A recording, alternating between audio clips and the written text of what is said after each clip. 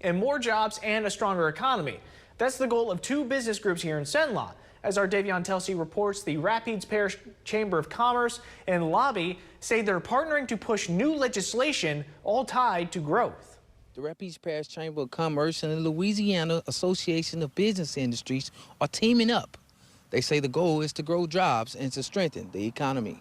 The issues being considered at the state legislative session that are relevant for business and industry, and some of the things that our state chamber, LABI, is supporting for business and industry, and some of the things that the organization is opposing on behalf of business and industry as well. And so that is the program that we are offering today. According to state officials, the local economy cannot stand still. And if it stands still, it's going to stay behind. So we've got to continue to push policies that create more opportunities for our workforce, cradle to career pathways. We've got to continue to make insurance more affordable.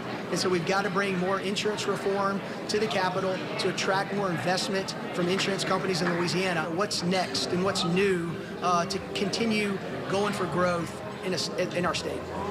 In Alexandria, for News Channel 5, I'm Davion Telsey.